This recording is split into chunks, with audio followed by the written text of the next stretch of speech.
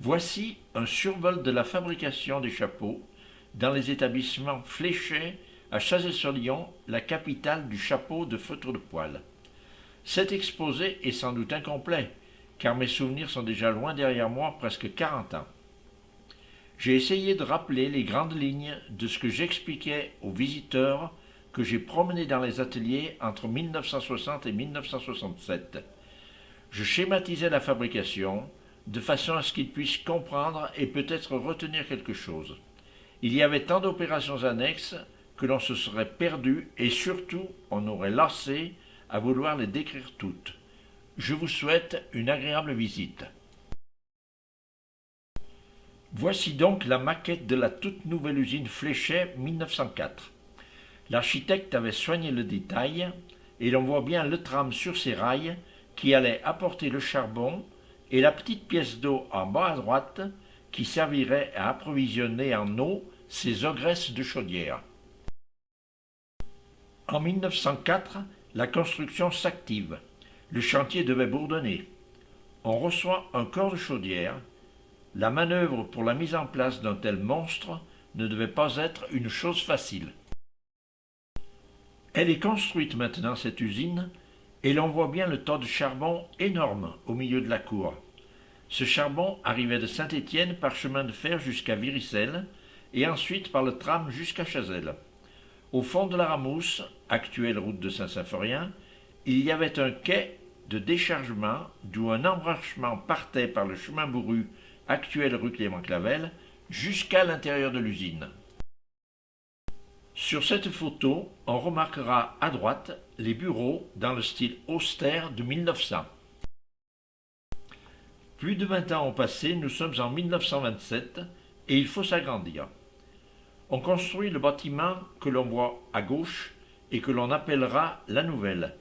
Dernière construite, la Nouvelle sera la première à être démolie en 2002. La voici de face, la Nouvelle. Mais le hic, c'est qu'elle se trouve de l'autre côté de la rue. Que faut-il faire? Tout simplement, on va construire une passerelle en béton qui reliera 1904 à 1927. Cette passerelle disparaîtra elle aussi en 2002.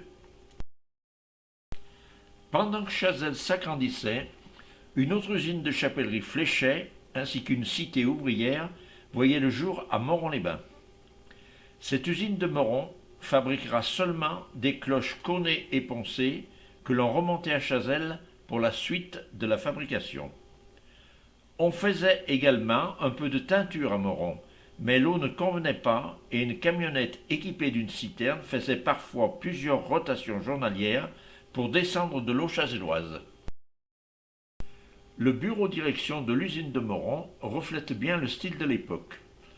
Ce cliché a dû être pris au début de la guerre en 1939, car on remarque au mur la photo du maréchal Pétain. Nul doute qu'à la fin de la guerre en 1945, cette photo avait dû être enlevée et remplacée par celle du général de Gaulle. Mais ça, c'est moi qui le pense. À Chazelles, pendant que l'on construit la nouvelle, on rénove les anciens bureaux de 1904, mais à la mode de l'entre-deux-guerres. Au premier plan, on peut voir les rails du tram qui sont encore là. Et au fond, à droite, la passerelle qui est terminée avec son vitrage. La salle d'exposition Fléchet, c'était quelque chose à découvrir. Et la première fois, les visiteurs étaient toujours éblouis. Outre les dernières collections, on y trouvait tout ce qui avait été fait de remarquable par le passé. Mais que sont devenus tous ces trésors lors du démantèlement? Sans doute doit-on en trouver quelques-uns au musée du Chapeau. Le bureau comptabilité. J'ai travaillé une dizaine d'années en même temps que les deux employés qui se trouvent au premier plan. Albert Brosse à gauche et Johannes Néel dit Lenanais à droite. J'ai également occupé pendant 10 ans, de 58 à 68, le bureau au second plan, celui qui a un tiroir ouvert. Le bureau fabrication, la personne que l'on voit de face, en train d'écrire, est M. Claudius Moulin. En 1949, lorsque je suis entré au travail au service fillette du bureau fabrication, c'était lui mon chef de service. Voici les chaudières en pleine action pour fabriquer la vapeur que l'on utilisait à tous les stades de la fabrication et de la finition, sans oublier le chauffage de tous les bâtiments. Les chaudières ne s'arrêtaient jamais, sauf pour la période des congés payés. Le soir et les fins de semaine, elles étaient couvertes, c'est-à-dire mises en veilleuse, et les chauffeurs se levaient tôt le matin pour avoir une pression suffisante dès 8 heures. Un chauffeur avait la responsabilité de faire fiouler la corne, 10 minutes avant le travail, puis juste à l'heure du travail, et enfin pour marquer la fin du travail. En 1960, on a abandonné le charbon pour le fioul lourd et à ce moment, un seul ouvrier a remplacé toute une équipe de chauffeurs. N'est-elle pas belle cette salle des machines qui a produit la force motrice pendant des années? Elle était si propre que l'on aurait pu manger par terre. Pour ma part, je ne me souviens pas l'avoir vu fonctionner, sauf en cas de panne secteur. En 1949, tout le courant nécessaire était déjà fourni par l'énergie industrielle qui deviendra Électricité de France. L'atelier de mécanique était vital car tout se réparait sur place et sans délai. De nombreux mécanos étaient spécialisés afin qu'ils connaissent tout des ateliers dont ils avaient la charge pour intervenir efficacement. Au niveau de l'entretien, on employait également des maçons, des électriciens, des plombiers, etc.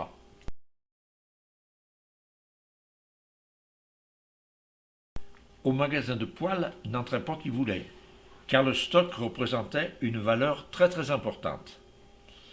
Le patron, le responsable de la fabrication, le responsable de la gestion du stock, un ou deux ouvriers des souffleuses, et c'est tout. C'est là que le patron, avec le chef de fabrication, concoctait les mélanges les plus judicieux pour obtenir les différentes qualités de feutre. Partant du lapin domestique, ou du lapin de Garenne, ou du lièvre, on obtenait des qualités de plus en plus belles. La place du prélèvement du poil sur la peau, couronne, dos, flanc, avait également une grande importance sur la qualité finale. Ces machines sont des souffleuses.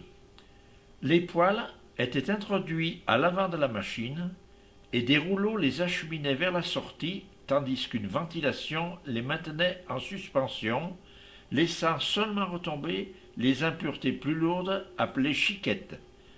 On voit qu'à la sortie, on obtenait une belle nappe uniforme et ouatée.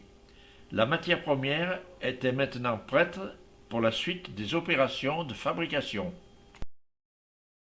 Sur les 4 photos suivantes, on voit des ouvrières ou des ouvriers qui pèsent du poil. Chaque pesée de la quantité nécessaire, de 75 à 120 grammes environ, pour fabriquer un cône. Puis, ils répartissent cette pesée sur le tapis roulant de la bastisseuse. Dans la suite du processus, le tapis roulant amènera le poil juste au-dessus du cône de la bastisseuse.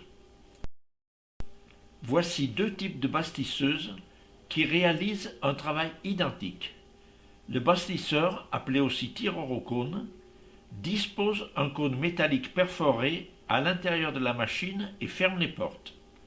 À ce moment, le processus s'enclenche automatiquement. Une dépression est créée à l'intérieur, entraînant un tourbillon et une aspiration. Le poil, amené par le tapis roulant, tombe. Il est happé par le tourbillon et l'aspiration va le coller sur le cône perforé. À l'ouverture des portes, le processus s'arrête, le bastisseur arrose le cône pour coller un peu les poils entre eux. Il va ensuite procéder précautionneusement au démoulage de ce grand cône, très grand et très fragile, appelé bastissage. La fabrication va maintenant s'employer à réduire la taille de ce fragile bastissage pour arriver à un cône aux dimensions plus réduites qui aura gagné en épaisseur et qui sera donc plus solide. Dans un premier temps, l'ouvrier semousseur va placer le bastissage dans un molleton et roulera l'ensemble avec un mouvement de va-et-vient sur une plaque chauffante. Cette opération permet aux poils de se coller entre eux. Il faut aussi s'assurer que la nappe est bien uniforme. S'il y a des manques, il faut les boucher. S'il y a des impuretés, il faut les enlever. Tout ceci avec un peu de bourre et une brosse humide. Les semousseurs travaillaient face à la lumière et inspectaient les bastissages par transparence afin de ne laisser passer aucun défaut. On arrive maintenant aux opérations de foulage qui vont progressivement amener le cône à sa taille définitive. Par le passé, ces opérations de foulage se faisaient à la main. Les ouvriers travaillaient devant des cuves où 6 à 8 fouleurs trouvaient leur place.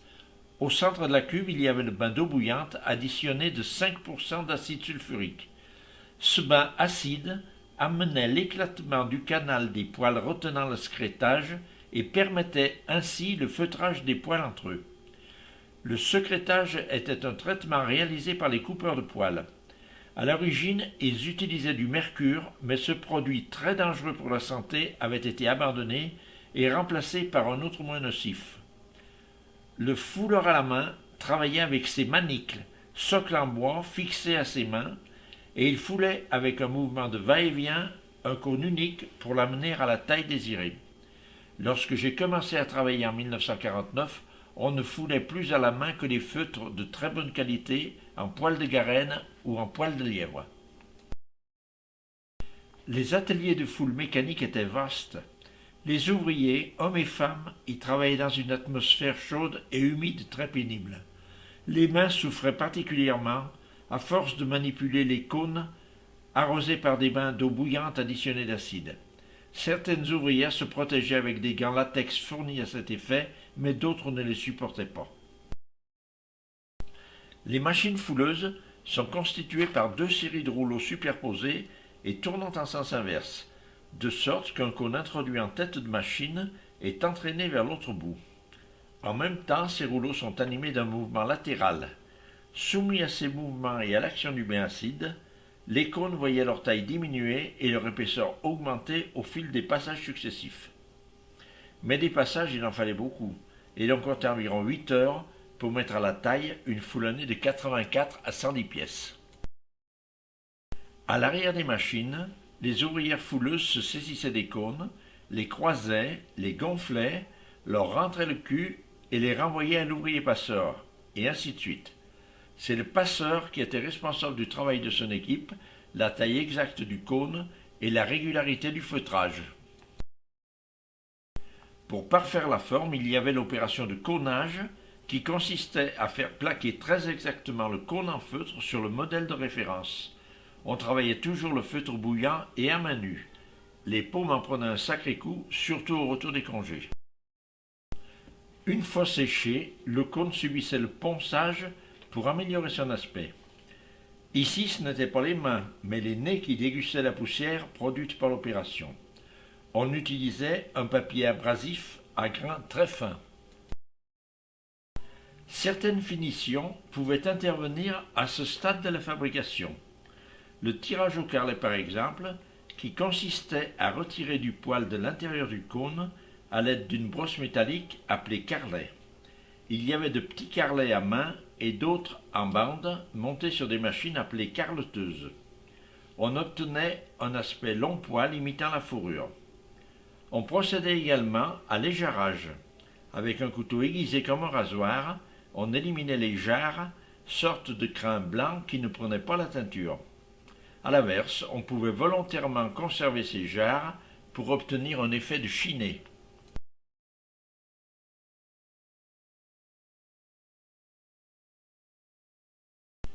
Les cônes destinés au chapeau d'homme subissaient une opération appelée gingage destinée à les préformer. La machine distendait le cul et évasait le bord. Dans ce magasin, on peut remarquer des cloches ginguées. Il y a également des cloches déjà teintes. Il y avait là le stock tampon dans lequel on prélevait les quantités, formes et qualités nécessaires pour exécuter les commandes des clients. La teinture est une opération très délicate en chapellerie, en ce sens qu'il faut obtenir la même teinte dans toute l'épaisseur du feutre. Au début, les patrons chapeliers ne s'y risquaient pas et ils confiaient ces opérations de teinture à des spécialistes. Finalement, avec du personnel qualifié, la technique évolue et de trempage, en barbotage ou sous pression, on a bien fini par y arriver. L'atelier d'apprêtage n'était pas souvent visité à cause de l'odeur très désagréable qui régnait du fait des solvants, gomme-lac, borax et autres produits utilisés. L'opération d'apprêtage était délicate car il fallait que cet apprêt pénètre régulièrement le cône, mais pas forcément à la même dose en tête qu'en flanc ou en bord. Pour réaliser ce travail, on utilisait des machines comme celles que l'on voit au premier plan à droite. À l'appropriage, il y avait beaucoup de personnel, mais uniquement des hommes. Sur la première photo, on peut voir des jeunes. Il s'agit vraisemblablement d'apprentis. C'est ici que le cône, ou la cloche comme on l'appelle à ce stade, va acquérir sa forme définitive pour les chapeaux de femmes. Pour les chapeaux d'hommes, on formait la tête et on abattait les bords. On donnait une cloche à l'ouvrier avec une forme en bois de tilleul, de la ficelle, de la vapeur et il rendait un chapeau. C'est un peu simple comme explication car en fait il fallait un long apprentissage pour apprendre à plaquer le feutre sur les formes souvent tarabiscotées des chapeaux de femmes. Il fallait souvent revenir à la marmite pour retraverser le feutre avec de la vapeur. À chaud et humide, le feutre s'étirait, se travaillait, mais sitôt qu'il refroidissait, c'était impossible. Une fois terminé, le chapeau de femme sur sa forme en bois de tilleul était mis à sécher et une fois sec, il était démoulé. Les formes en tilleul étaient souvent composées de plusieurs parties, avec une partie centrale jouant le rôle de clé. Le formier était un artisan indépendant, et l'on peut même dire un artiste, si l'on considère les formes farfelues qu'on lui demandait de réaliser. Malheureusement, je n'ai pas de photo de cet artisan installé au fond de l'avenue des Tilleuls. Il s'appelait Robert Moreau. Il devait bien y avoir des engueulades, mais dans l'ensemble, cet atelier d'appropriage était très convivial. Les jeunes aidaient les plus anciens, la paye du mois était calculée sur l'ensemble du travail de l'atelier et redivisée pour donner à tous un salaire identique. Depuis les années 1920-1925, il existait un procédé de mise en forme mécanique des chapeaux d'hommes. Ce procédé a été mis en place chez Fléchet dans les années 1960. La cloche ginguée était déposée sur une forme métallique représentant un chapeau, et une contrepartie femelle, métallique elle aussi, se trouvait au-dessus. L'atelier s'appelait la pédale, car effectivement, l'ouvrier agissait avec le pied sur une pédale pour soulever la partie mâle supportant le chapeau, afin qu'elle vienne s'encastrer dans la partie femelle. De la chaleur, de la vapeur, et au démoulage, on sortait un chapeau. Il n'avait certes pas l'allure d'un chapeau formé à la main, mais son prix de revient était nettement moins élevé car un seul ouvrier pouvait surveiller toute une batterie de pédales. À l'atelier des presses hydrauliques, le chapeau était posé la tête en bas à l'intérieur d'une forme métallique. On descendait à l'intérieur de cette forme une poche en caoutchouc qui se gonflait et pressait très fortement le feutre pendant quelques instants. Cette opération redonnait un bon aspect au feutre qui avait été un peu maltraité par les étirements de l'appropriage. Pour lustrer en surface les chapeaux d'hommes et améliorer encore leur aspect, on leur appliquait, avec un tampon en molleton, un peu de graisse de mouton mise à fondre sur un réchaud à gaz. Encore un atelier, le mât, où il ne faisait pas bon respirer profondément. Avant de retrouver plus loin nos chapeaux, arrêtons-nous à l'atelier de castorinage et de tondage, d'où sortaient des finitions très attrayantes telles que le daim ou peau de pêche, ou le velours plus ou moins long. On a vu précédemment le tirage au carrelet pour obtenir une finition fourrure.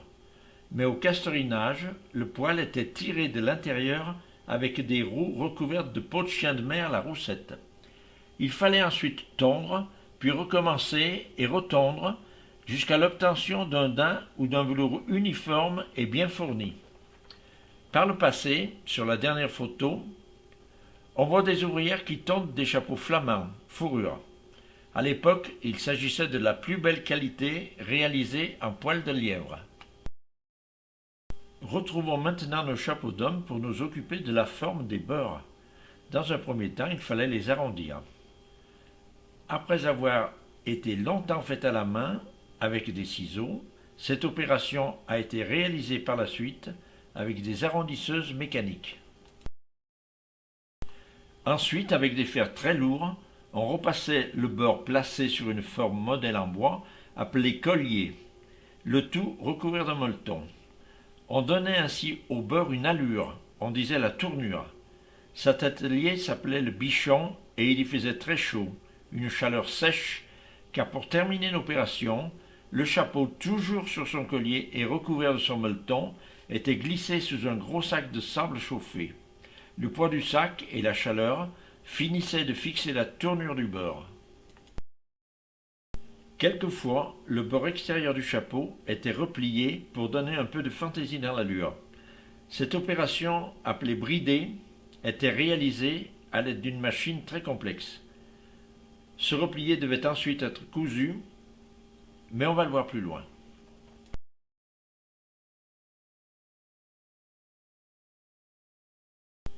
Avant d'aborder la finition, domaine exclusivement féminin, il faut s'arrêter au magasin des cuirs et soieries. Les fournisseurs, belges pour les cuirs, français et italiens pour les soieries, étaient assez éloignés. Il fallait donc un stock assez important, car les rares provisionnements demandaient pas mal de délai. Tout le temps où j'ai travaillé en chapellerie, mesdemoiselles Madeleine Horard et Marguerite Wout ont préparé les quantités nécessaires pour chaque commande, mais elles ne géraient pas les stocks. À partir des années 60, c'était mon problème et souvent je me suis fait des cheveux. Si des fournitures venaient à manquer, on pouvait se retrouver avec des garnisseuses au chômage technique, sans parler de la ramenée par le frisé directeur de fabrication et celle du patron M. René. Les chapeaux d'hommes sont maintenant terminés tête et bord, les chapeaux de femmes l'étaient depuis l'appropriage. Il ne reste plus qu'à les garnir. Sur la première photo, à l'atelier du piquage, on voit une ouvrière coudre ce replié fait au bridé. D'autres sont en train de préparer des coiffes en soierie pour l'intérieur des chapeaux. Une autre coud un galon extérieur. Le mécanicien chargé de l'entretien des machines à coudre était un grand spécialiste car il y avait une quantité de machines différentes selon les travaux à effectuer. On a là une vue d'ensemble de l'atelier de garnissage où l'on posait les cuirs intérieurs. Inutile de dire qu'en entrant dans cet atelier lors des visites guidées, les commentaires de ces dames allaient bon train.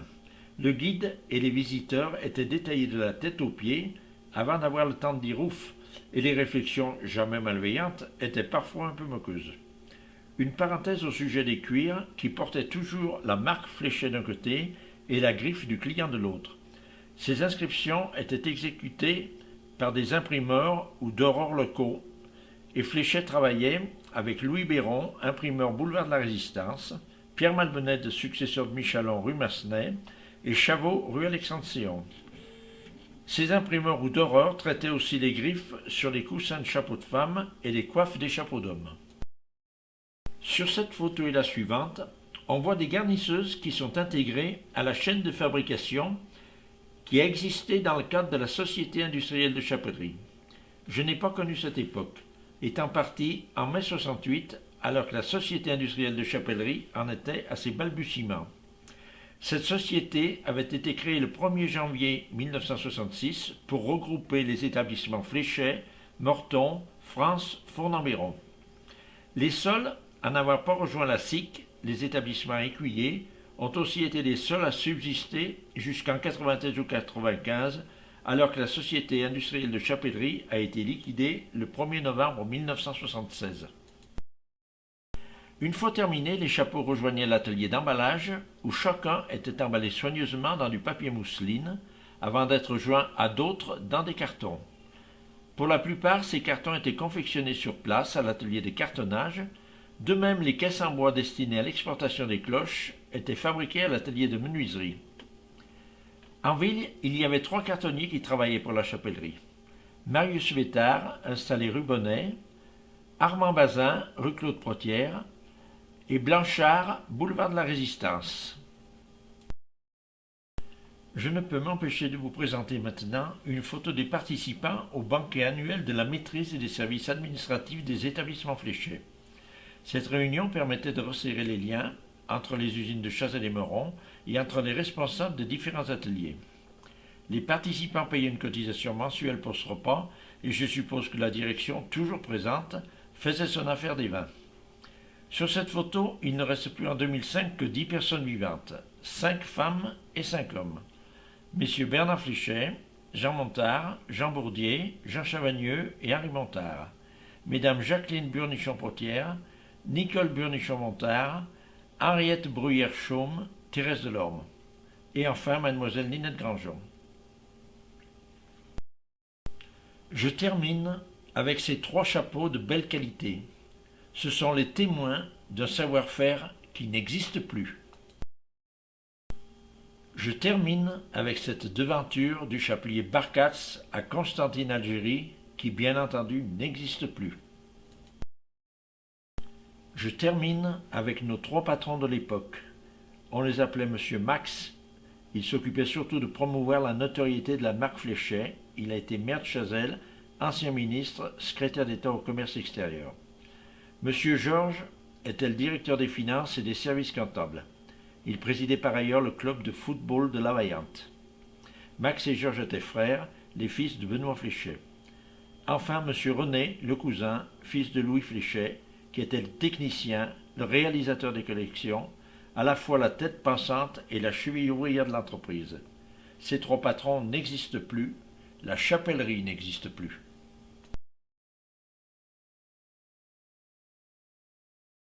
J'espère qu'au fil des photos, j'ai pu vous aider à vous faire une idée de ce qu'était la chapellerie et à imaginer la camaraderie qui pouvait régner dans des ateliers aux métiers tous différents. Merci de votre visite.